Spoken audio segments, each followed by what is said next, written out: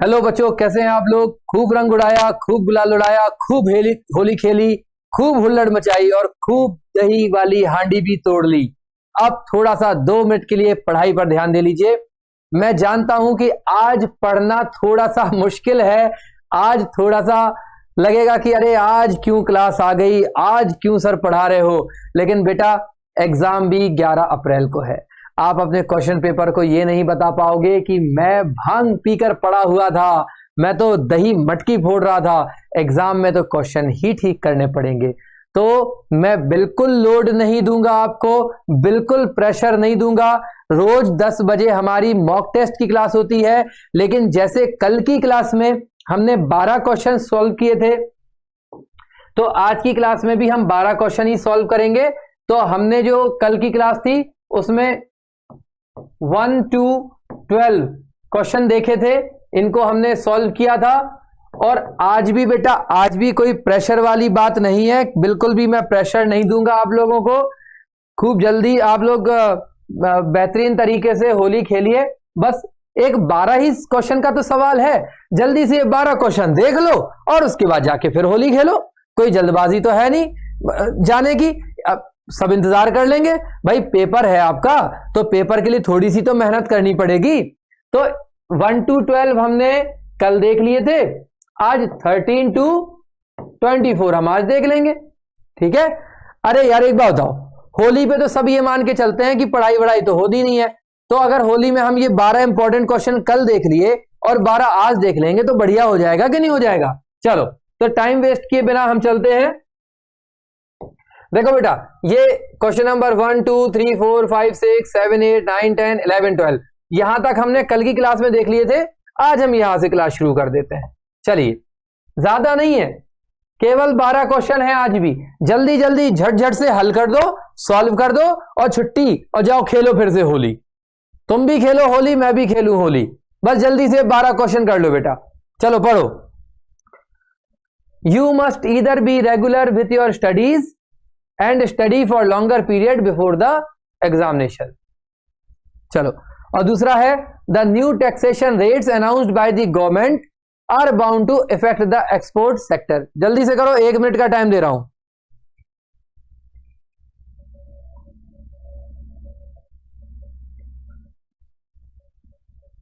एक मिनट का टाइम है आपके पास, जल्दी से कर लीजिए बेटा। ध्यान से पढ़ो, एरर कहीं भी हो सकता है, ध्यान से पढ़ो।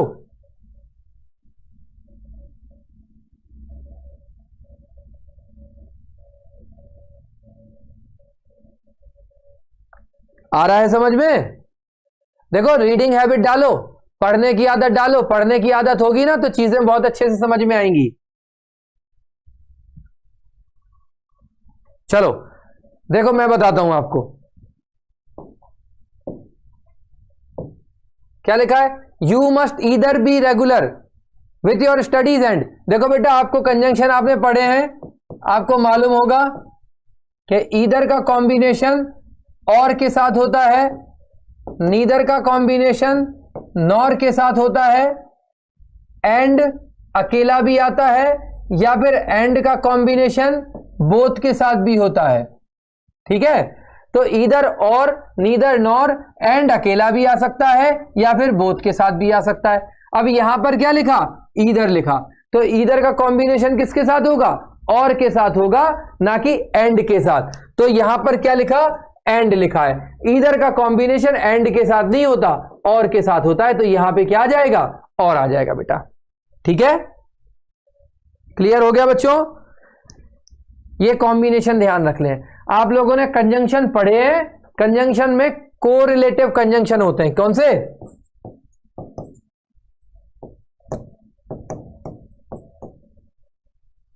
कोरिलेटिव कंजंक्शन होते हैं बेटा।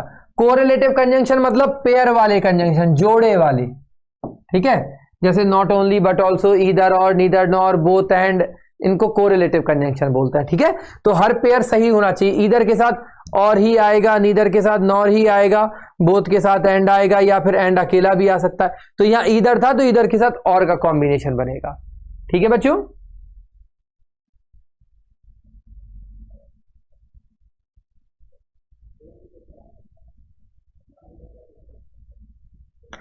चलो क्वेश्चन नंबर 14 जल्दी से सॉल्व करो बेटा।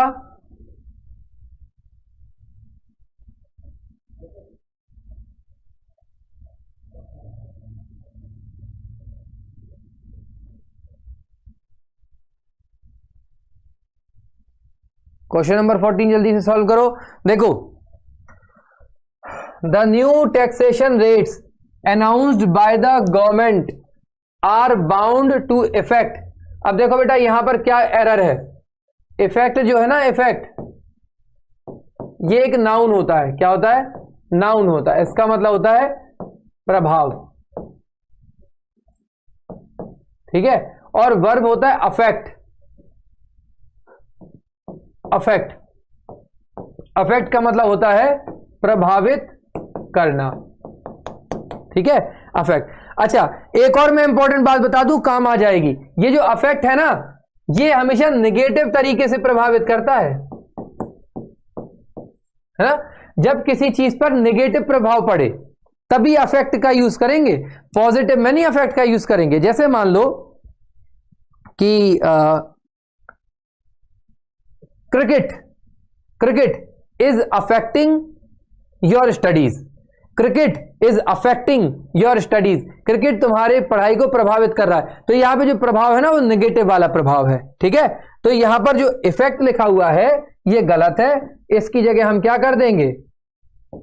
अफेक्ट कर देंगे, ठीक है। इफेक्ट मतलब प्रभाव और अफेक्ट मतलब प्रभावित करना, वो भी नेगेटिव तरीके से, ठीक है। जैसे रोज रोज की एब्सेंट की होने की वजह से, रोज रोज एब्सेंट होने की वजह से हमारी पढ़ाई प्रभावित हो रही है। तो एब्सेंट होने की वजह से पढ़ाई जो प्रभावित हो रही, तो नेगेटिव ही असर तो पड़ रहा ना, तो इसीलिए वहां पर अफेक्ट आएगा, ठीक है। अफेक्ट नेगेटिव तरीके से प्रभावित करना, तो इफेक्ट की जगह अफेक्ट आ जाएगा। और बाकी इफेक्ट मैंने बता ही दिया कि नाउन होता है, उसका मतलब प्रभाव होता है, ठीक है। चलो जी, अब देखो क्वेश्चन नंबर 15 एंड 16। अरे बेटा ज्यादा क्वेश्चन नहीं करने आज, ठीक है। 12 क्वेश्चन की क्विज कल की थी, 12 की आज कर लो। ये जो 12 क्वेश्चन है कल वाले और आज वाले 12, ये 24 क्वेश्चन एग्जाम के लिए वेरी वेरी इंपॉर्टेंट क्वेश्चन है। अगले महीने 11 अप्रैल से सीजीएल शुरू हो रहा है, उस एग्जाम के लिए वेरी वेरी इंपॉर्टेंट क्वेश्चन है, ठीक है। आपको एक बात समझाऊं, एरर कितने नंबर का आता है एग्जाम में? 2 क्वेश्चन आते हैं। एक क्वेश्चन 2 नंबर का होता है तो 4 नंबर हो गए। बेटा एक बात समझो, सेंटेंस इंप्रूवमेंट और एरर एक ही रूल होता है। फर्क सिर्फ इतना है, यहां पे हमें एरर बताना है और वहां पर अंडरलाइन होगा, उसको इंप्रूव करना है। तो एरर और इंप्रूवमेंट के रूल लगभग बराबरी तो होते हैं। तो आप ऐसे मत समझो कि ये कॉन्सेप्ट आपको 4 नंबर देगा। 2 नंबर का सेंटेंस इंप्रूवमेंट आएगा, मतलब 2 क्वेश्चन, और 2 क्वेश्चन एरर के आएंगे, यानी 4 नंबर ये और 4 नंबर ये, 8 नंबर। तो ये जो आप रूल पढ़ रहे हो ना, ये जो रूल पढ़ रहे हो, ये आपको 8 नंबर देंगे। कितने नंबर? 8 नंबर देंगे, 8 नंबर। 8 नंबर थोड़े नहीं होते, बहुत होते हैं 8 नंबर, ठीक है। एरर के और इंप्रूवमेंट के रूल एक जैसे होते हैं। अब ये क्वेश्चन पढ़ो, these days job opportunities are not as better as. अब यहां पे 2 बातें हैं बेटा। पहली बात तो ये कि नेगेटिव में सो और एज का यूज होता है, एज एज का नहीं होता। और दूसरी बात ये कि चाहे सो एज हो चाहे एज एज हो, चाहे सो एज हो चाहे एज एज हो, यहां पर पॉजिटिव डिग्री आती है। कौन सी डिग्री आती है? पॉजिटिव डिग्री आती है बेटा। अब यहां पे क्या लेगा? पहली बात तो नॉट है, तो ये सो की जगह, एज की जगह सो हो जाएगा, एज की जगह क्या हो जाएगा? सो हो जाएगा, नॉट सो। और ये कॉम्पैरेटिव डिग्री नहीं आएगी, पॉजिटिव डिग्री आएगी, तो ये गुड हो जाएगा। तो यहां पर हो जाएगा these days job opportunities are not so good as they used to be, ठीक है। अब मैं आपको क्या बता रहा था बेटा कि एरर और इंप्रूवमेंट एक ही बात है। अब ये सेंटेंस एरर में है, आपने बता दिया कि सर ए पार्ट में एरर है। किसमें एरर है? ए पार्ट में। अब यही क्वेश्चन वो ऐसे भी दे देते, not as better underline, sentence improve करिए, अंडरलाइन पोर्शन का इंप्रूवमेंट करना है। ऐसे सवाल आते हैं कि नहीं? अंडरलाइन पोर्शन का इंप्रूवमेंट करना। तो यहां पे इंप्रूवमेंट में वो आपको आंसर ऐसे दे देते, नॉट एज गुड, दूसरा ऑप्शन दे देते नॉट सो गुड, तीसरा ऑप्शन दे देते नॉट सो बेटर, और चौथा ऑप्शन दे देते नो इंप्रूवमेंट, है ना। तो यही क्वेश्चन एरर में भी आ गया और यही क्वेश्चन सेंटेंस इंप्रूवमेंट में भी आ गया। अब देखो आपको दोनों बातें पता होनी चाहिए। दोनों बातें क्या, इस वाले ऑप्शन में उन्होंने गुड तो सही कर दिया लेकिन एज अभी भी गलत है, ठीक है। इस ऑप्शन में उन्होंने एज का सो तो कर दिया, सही है, लेकिन बेटर अभी भी गलत है, नो इंप्रूवमेंट होगा नहीं। तो यहां पे नॉट है, नॉट के साथ सो आएगा और ये डिग्री भी पॉजिटिव बनेगी, है ना। तो एक ही क्वेश्चन एरर में भी आ सकता है और वही कॉन्सेप्ट सेंटेंस इंप्रूवमेंट में भी आ सकता है। तो जो अभी आप कॉन्सेप्ट पढ़ रहे हो, तो 2 क्वेश्चन हो गए एरर के और 2 क्वेश्चन हो गए इंप्रूवमेंट के, टोटल 4 क्वेश्चन हो गए, मतलब 8 नंबर का काम कर रहे हो आप इस समय। तो बिल्कुल हल्के में मत लेना इस क्लास को, समझ गए बात। चलो अब देख लो बेटा क्वेश्चन नंबर 16।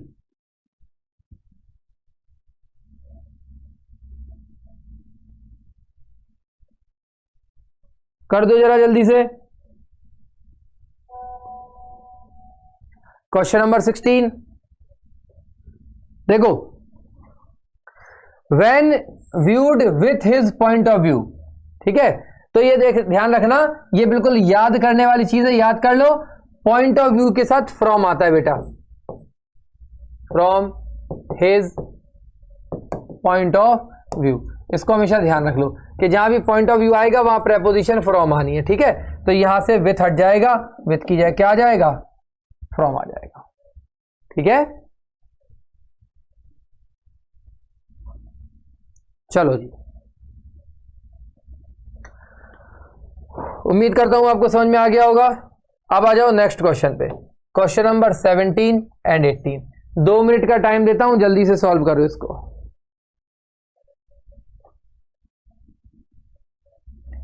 जल्दी से सॉल्व करो बेटा इसको।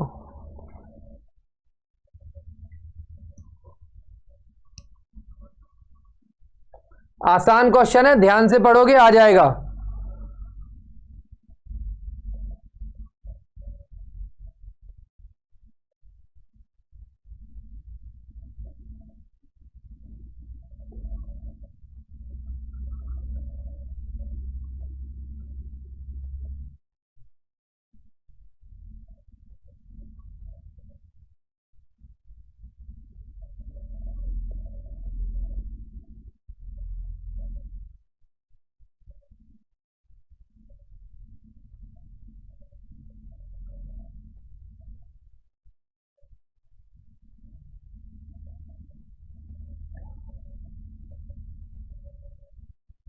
हाँ भाई आ रहा है, बताऊं क्वेश्चन। चलो देखो, सॉल्व कर लिया होगा आप लोगों ने। चलो देखो, देखना बताना कितने लोगों का सही है। On many occasion we did help, देखो इतना आसान क्वेश्चन है बेटा। डिड के बाद में वर्ब की फर्स्ट फॉर्म आती है, ठीक है, सेकंड फॉर्म नहीं आती। इनफैक्ट डिड नहीं, कोई सा भी मॉडल वर्ब आ जाए, कैन, कुड,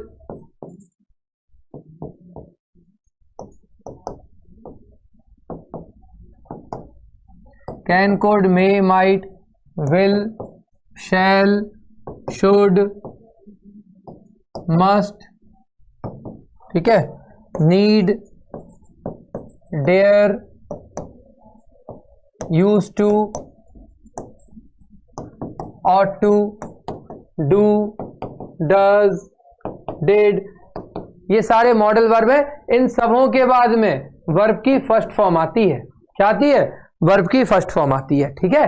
और यहां पे क्या लिख रहे हैं, डिड के बाद में सेकंड फॉर्म लिख रहे हैं, तो ये हेल्प की जगह क्या हो जाएगा यहां पे बेटा, हेल्प हो जाएगा। यहां पे क्या हो जाएगा, हेल्प की जगह पे हेल्प हो जाएगा, ठीक है। चलो जी, उम्मीद करता हूं क्लियर हो गया होगा। अब देखिए क्वेश्चन नंबर 18, क्वेश्चन नंबर 18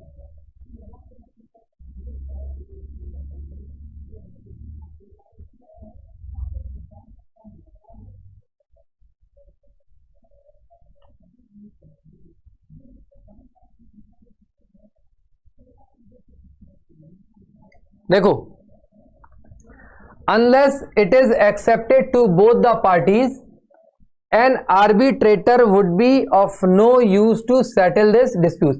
ये जो वर्ड लिखा है ना आर्बिट्रेटर, इसको ध्यान रखना। आर्बिट्रेटर, आर्बिट्रेटर का मतलब होता है मध्यस्थता करने वाला, मध्यस्थता जो बीच में होता है ना, ब्रोकर टाइप से, आर्बिट्रेटर उसको बोलते हैं, ठीक है। तो unless it is accepted to both the party, जब तक कि दोनों पार्टी के द्वारा एक्सेप्ट ना किया जाए, जब तक, अनलेस मतलब जब तक, unless it is accepted to both the parties, जब तक दोनों पार्टीज की तरफ से एक्सेप्ट ना किया जाए तब तक आर्बिट्रेटर यानी मध्यस्थता करने वाले का कोई भी रोल नहीं होता झगड़ा सुलझाने में। तो यहां पर क्या होगा बेटा, यहां पर टू बोथ की जगह पर बाई आ जाएगा। Unless it is accepted by both the parties, दोनों पार्टीज के द्वारा। तो टू गलत है, यहां पर टू की जगह क्या आ जाएगा, बाई आ जाएगा, ठीक है। चलो अब देखो क्वेश्चन नंबर 19 एंड 20, करो इसको जल्दी से सॉल्व।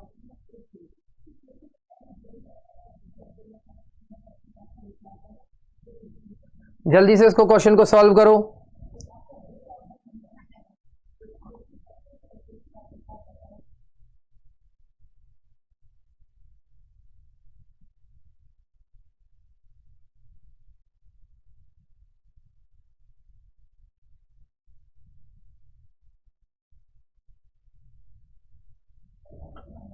बहुत इजी है, कुछ ज्यादा डिफिकल्ट नहीं है बेटा, आराम से आएगा समझ में, ठीक है।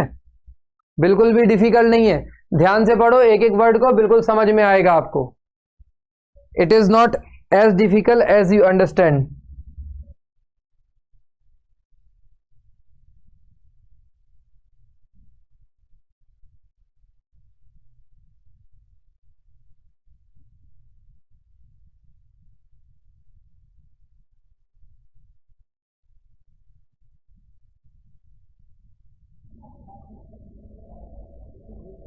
हाँ भाई, चलो देखो मैं समझाता हूं आपको।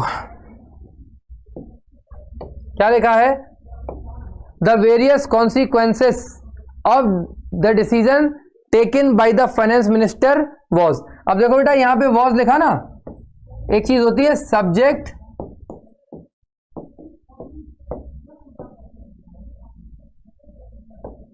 Subject verb agreement. Subject verb agreement का मतलब क्या होता है, सिंगुलर सब्जेक्ट तो उसके साथ में सिंगुलर वर्ब, और प्लूरल सब्जेक्ट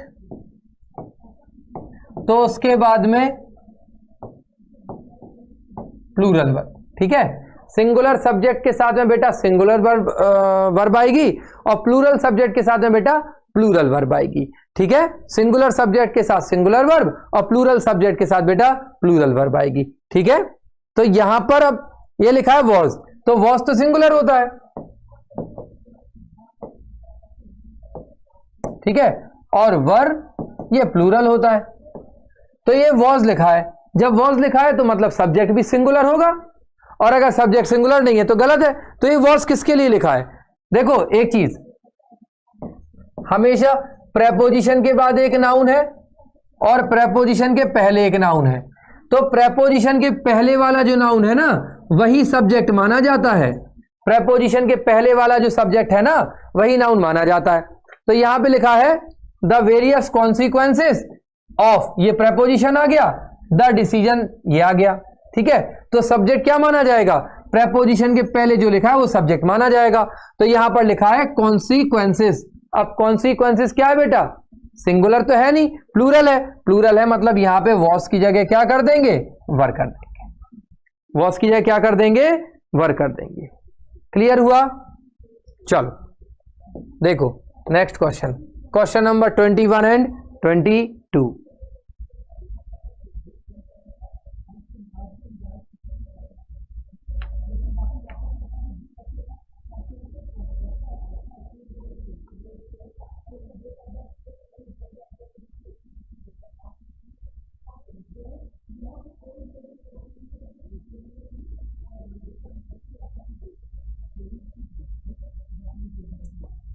दिखाई दे रहा है, पढ़ाई में आ रहा है, पढ़ दूं एक बार। I never considered him to be a person who would go back on his promise and then do not even apologize. और दूसरा है having finished at school, Raghu thought of going to Bombay in search of some job.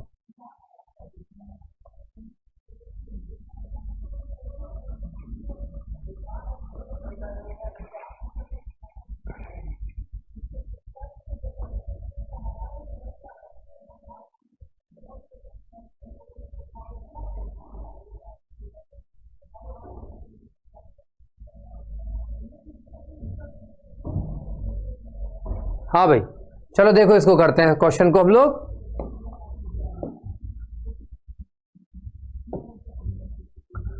I never considered him to be a person who would go back on his promise and then do not।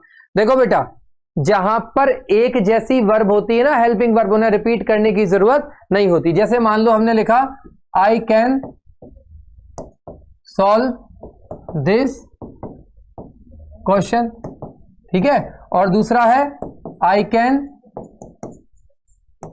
tell you the answer, ठीक है। Can solve, मैं सवाल हल कर सकता हूं, can tell you the answer, मैं तुम्हें आंसर भी बता सकता हूं। अब मान लो इन दोनों सेंटेंसेस को जोड़ दें तो क्या होगा, I can solve this question and tell you the answer. मतलब दोनों वर्ब एक जैसी थी तो हमने उसको रिपीट नहीं किया, मतलब verb repeat, helping verb repeat करने की जरूरत नहीं बचती। तो वही चीज यहां पर भी है। ये सेंटेंस है I never considered him to be a person who would go back on his promise and would not even apologize. Would not even apologize, तो डू तो आना ही नहीं है, आना है वुड, और जब वुड रिपीट हो रहा है तो उसको भी नहीं लिखेंगे, तो यहां पे ये हट जाएगा डू और हो जाएगा and then not even apologize, ठीक है।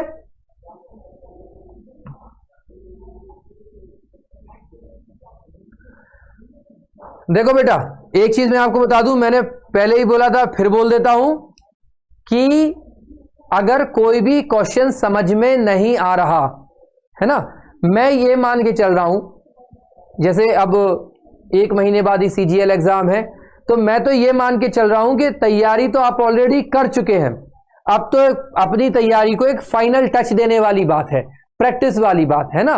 तो अब ये वो टाइम नहीं है जहां पर हम कॉन्सेप्ट्स को स्टार्टिंग से पढ़े, लेकिन फिर भी अगर कोई पर्टिकुलर कॉन्सेप्ट है, कोई पर्टिकुलर ऐसी बात है जो आपको समझ में नहीं आ रही, तो कमेंट करके मुझे बता दीजिए, मैं टाइम निकालकर किसी ना किसी क्लास में आपको वो कॉन्सेप्ट जरूर बता दूंगा, ठीक है। जैसे मान लो आपने कमेंट किया कि सर पार्टिसिपल हमें समझ में नहीं आ रहा, ठीक है। अब किसी दिन मॉक टेस्ट में कोई पार्टिसिपल वाला क्वेश्चन आया, मुझे याद रहेगा कि आपको पार्टिसिपल किसी बच्चे ने पूछा था, मैं उसी दिन पार्टिसिपल को थोड़ा सा डिटेल में एलोबोरेट कर दूंगा, ठीक है, डिटेल में वो एलाबोरेट हो जाएगा तो आपकी प्रॉब्लम सॉल्व हो जाएगी। तो अगर आपको कोई भी पर्टिकुलर टॉपिक ऐसा है जो समझ में नहीं आ रहा तो कमेंट करके जरूर बता दीजिएगा। चलिए क्वेश्चन करिए, क्वेश्चन नंबर 22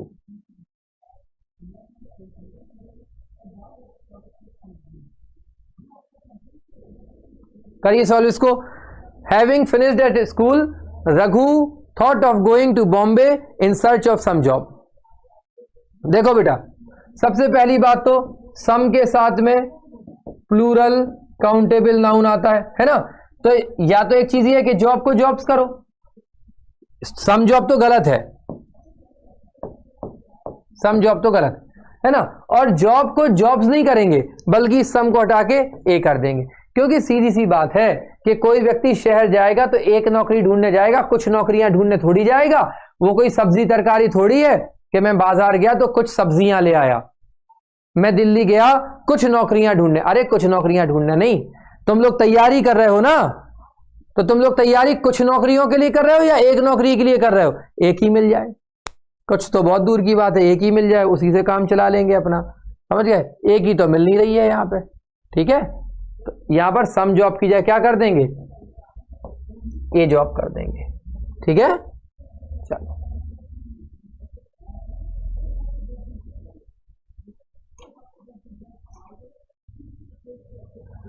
अच्छा देखो, तुम्हें एक बहुत बढ़िया सा शेर सुनाता हूं अगले क्वेश्चन चलने से पहले, सुन लो। मेरे दिल की बात है, सुन लो यार प्लीज भाई, सुन लो यार, सुन लोगे शेर तो अच्छा लगेगा। सुनो, आंखों में रहा दिल में उतर कर नहीं देखा, आंखों में रहा दिल में उतर कर नहीं देखा, कश्ती के मुसाफिर ने समंदर नहीं देखा। आंखों में रहा दिल में उतर कर नहीं देखा, कश्ती के मुसाफिर ने समंदर नहीं देखा। और पत्थर मुझे कहता है मेरा चाहने वाला, पत्थर मुझे कहता है मेरा चाहने वाला, मैं तो मोम हूं उसने कभी मुझे छूकर नहीं देखा। समझ में आई बात? तो अच्छा लगा शेर? चलो, अगर अच्छा लगा तो अब अगला क्वेश्चन कर दो जल्दी से, क्वेश्चन नंबर 23 एंड 24 जल्दी से कर दो बेटा, तुरंत इस क्वेश्चन को सॉल्व किया जाए।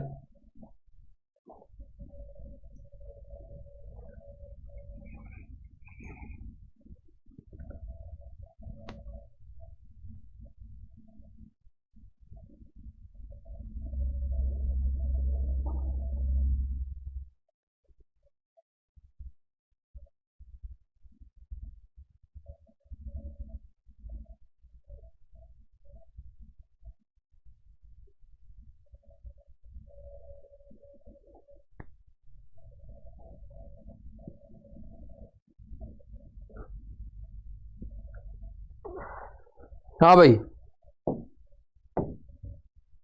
चलो बताओ। मोर पर्सन्स देन वन, अब कुछ लोगों को लग रहा होगा ये मोर पर्सन्स देन वन गलत है, तो इसको हम ऐसे भी लिख सकते हैं,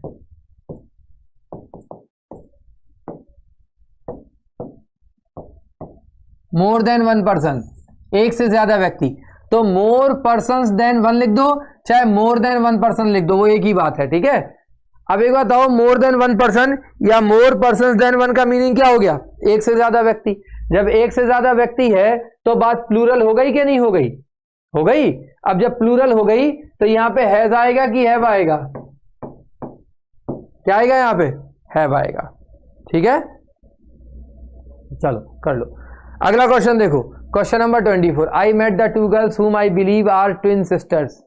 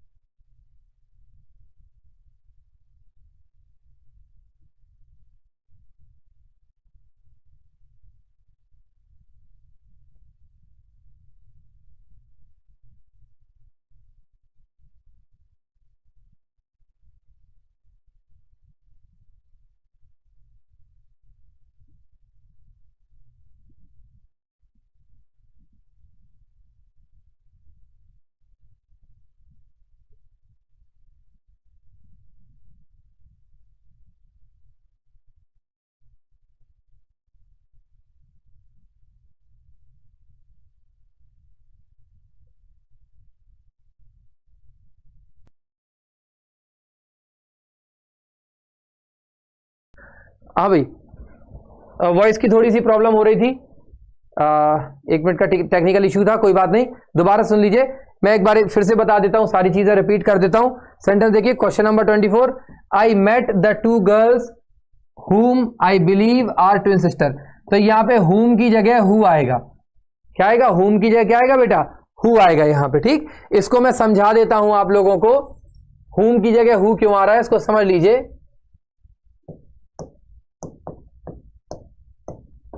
रिलेटिव प्रोनाउन, रिलेटिव प्रोनाउन एक होता है हु और एक होता है हुम, ठीक है। अगर हु की हिंदी देखें तो हु का मतलब होता है जो या जिसने। ये वो इंटेरोगेटिव वाला हु नहीं है, नहीं तो आप सोचोगे कि हु का मतलब तो कौन होता है, ये इंटेरोगेटिव वाला हु नहीं है, ये रिलेटिव प्रोनाउन वाला हु है, ठीक है, जिसका मतलब होता है जो या जिसने, और हुम जो है ये होता है जिसे, ठीक है। हुम ऑब्जेक्ट का काम करता है और हु सब्जेक्ट का काम करता है, ठीक है। जैसे मान लीजिए एक सेंटेंस देखिए, I know the boy blank I gave my pen, और यहां पर लिखा है I know the boy blank gave me a pen. तो सीधी सी बात है, देखो बेटा, अब यहां पर हमें हु या हुम भरना है, ठीक है। हु होता है सब्जेक्ट और हुम होता है ऑब्जेक्ट, हु होता है सब्जेक्ट और हुम होता है ऑब्जेक्ट। अब जैसे मान लो यहां पर लिखा आई गेव हो गई सेकंड फॉर्म और पेन हो गया ऑब्जेक्ट, तो यहां पर ये सब्जेक्ट लिखा हुआ है आई। अब मान लो हम यहां पे भी अगर हु भर दें तो ये तो गड़बड़ हो गया ना, क्योंकि हु भी सब्जेक्ट है और आई भी सब्जेक्ट है, दो दो सब्जेक्ट एक साथ कैसे आएंगे, तो यहां पे हु गलत हो जाएगा, यहां पे हु की जगह क्या आएगा, हुम आएगा, ठीक है। अच्छा, दूसरे सेंटेंस में यहां पर, अब यहां पर जैसे यहां आई था सब्जेक्ट था, अब यहां तो वर्ब है और ऑब्जेक्ट है, सब्जेक्ट तो कोई है नहीं। अब अगर यहां पे तुम हुम भर दोगे तो यहां भी सब्जेक्ट नहीं है और ये भी सब्जेक्ट नहीं, तो काम गड़बड़ हो गया, तो यहां पे क्या आ जाएगा, हु आ जाएगा, ठीक है। कुल मिलाके रिलेटिव प्रोनाउन के बाद अगर सब्जेक्ट है तो हुम आएगा, सब्जेक्ट नहीं है तो हु आएगा, सिंपल सी बात है, ठीक है। अब इस सेंटेंस को देख लो एक बार, ये सेंटेंस क्या था, I met the two girls, मैं दो लड़कियों से मिला, मैं दो लड़कियों से मिला, हुम आई बिलीव, अब देखो आर ट्विन सिस्टर, तब ये सब्जेक्ट आ गया ना, तो यहां पे हमें क्या चाहिए, सब्जेक्ट चाहिए, तो यहां पे हुम की जगह क्या आ जाएगा बेटा, हु आ जाएगा, ठीक है। चलो, रिलेटिव प्रोनाउन का ये मैंने बड़े शॉर्ट में आपको बताया है। रिलेटिव प्रोनाउन में कई सारी चीजें होती हैं, हु का यूज, हुम का यूज, फिर उसके बाद में हु और दैट में अंतर, फिर हुज का यूज, है ना। तो रिलेटिव प्रोनाउन में कई सारी बातें आती हैं, छोटा टॉपिक नहीं है, बड़ा टॉपिक है। अगर आपने रिलेटिव प्रोनाउन पहले किसी से पढ़ रखा है, किसी टीचर का, तो बहुत अच्छी बात है, आप एक बार रिवाइज कर लीजिएगा उसको। अगर नहीं पढ़ा है या कोई कंफ्यूजन है तो आप कमेंट करके मुझे बताना कि सर रिलेटिव प्रोनाउन डिटेल में पढ़ा दीजिए, किसी दिन मैं क्लास लगाऊंगा और रिलेटिव प्रोनाउन डिटेल में समझा दूंगा, ठीक है। इनफैक्ट आपको कोई भी ऐसा टॉपिक है, कोई भी ऐसा टॉपिक है जो आपको क्लियर नहीं हो रहा है, तो कोई इशू की बात नहीं है बेटा, आप वो टॉपिक मुझे कमेंट सेक्शन में आओ, कमेंट करके बताओ और मैं पूरी कोशिश करूंगा कि वो टॉपिक आपको क्लियर करवा सकूं, ठीक है। चलते चलते एक शेर हो जाए, मुसाफिर के रास्ते बदलते रहे, मुसाफिर के रास्ते बदलते रहे, मुकद्दर में चलना था चलते रहे, मोहब्बत अदावत वफा बेरुखी, ये किराए के घर थे बदलते रहे।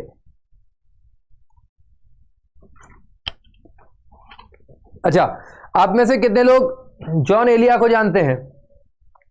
जॉन एलिया है ना एक शायर, हालांकि अभी आपकी उम्र शेर व शायरी की नहीं है, पढ़ने का टाइम है, 11 अप्रैल से पेपर हैं आपके, लेकिन फिर भी थोड़ा बहुत मन बहलाने को कभी कभी सुन लिया जाता है।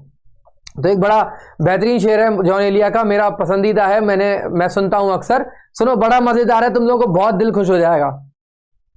सुनो, शर्म दहशत झिझक परेशानी, शर्म दहशत झिझक परेशानी नाज से काम क्यों नहीं लेती, शर्म दहशत झिझक परेशानी नाज से काम क्यों नहीं लेती, तुम जी वो मगर ये सब क्या है, तुम मेरा नाम क्यों नहीं लेती। तो मजा आया शेर में। चलिए, आज का हमारा टारगेट था, कल की क्लास में हमने 1 to 12 एरर सॉल्व किए थे, आज की क्लास में हमने बाकी के 12 क्वेश्चन सॉल्व किए हैं। अब नेक्स्ट क्लास जो हमारी 10 बजे से मॉक टेस्ट की चल रही है, तो कल की जो क्लास होगी उसमें प्रॉपर जो प्रीवियस ईयर का पेपर है वो मैं सॉल्व करवाऊंगा, ठीक है।